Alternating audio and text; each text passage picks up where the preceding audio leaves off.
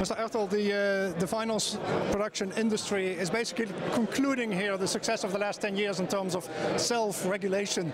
Can you explain very briefly in layman's terms what your industry has done in the last 10 years in terms of encouraging recycling without being forced to by the regulators? Yeah, we set up the program 10 years ago, and one of the major issues have been the recycling.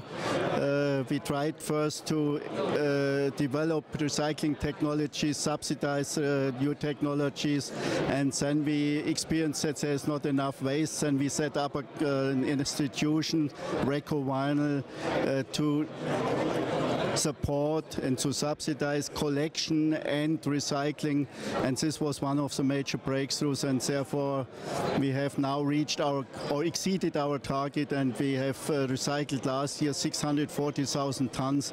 That's much more than we targeted in our voluntary commitment. So how big was the difference between your commitment and the reality? Originally commitment was about 200,000 tons additionally to what was already recycled in 2000. There have been 40,000 tons, so the target should be have roughly 240,000 tons. We reached much more than 260, and I have to say that despite the crisis we experienced in 2008, 9 and 10, and therefore it's I think a very, very good result. You're about to start on another 10-year program called Vinyls Plus. How much potential do you see, how much further potential do you see in recycling PVC? Recycling will be one of the major points for our new initiative Vinyl Plus as well, and we think or target roughly 800,000 tons in the year 2020. So that's almost more than triple from what it is at the moment. What concretely will the Vinyls Plus program involve? Sorry, I did. What will the Vinyls Plus program involve? What are you going to do beyond what you're doing already? What are you going to do that you're not doing at this moment already? What's going to be extra in the Vinyls Plus program? For recycling, we include some waste streams we have not included until now. We will include some industrial waste and some regulated waste, and we will further push new recycling technologies.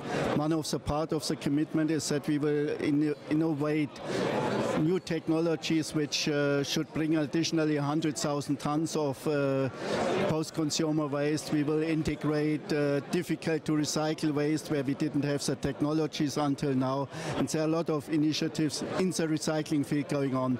But Vinyl Plus is not only recycling, its only main part is recycling, but there are a lot of others. That's what I was asking you for. What else does it involve? Oh, sorry, I thought you were asking. What else is involved? It's a whole controlled loop waste management process that's recycling. Then it involves further reduction of emissions during the production and the end of life. It involves sustainable handling of additives. We involve stronger stakeholder consultation, listen more and actively to the outside world. And what we will try, it's the way to sustainability. It's a 10 years program, but the way to sustainability is long, and therefore we have to increase communication internally in the industry as well as outside the industry. You see this as a very good example of self-regulation. What advice, what tips do you have for other industries looking to benefit from the lessons that you have learned in terms of doing this on a self-regulatory basis? There's a big success is it's a self-regulation which really works, and the basis for success is that the whole industry chain, from the PVC resin producers, the additive producers, the stabilizers, plasticizers and the converters, the whole chain is working together and speaking with one voice, and that's, I think, the big success of this voluntary commitment, and we have to integrate further all the value chain to be successful in the future as well. Okay, is there anything else you wanted to say that I didn't ask? I wish all the industry good luck and hope we can continue with what we heard during this session here, also from Mr. Karims, a member of the European Parliament, that we have to cooperate between industry and politicians, and that voluntary agreements, voluntary commitments are a good way, often more efficient, more quicker than legislation itself.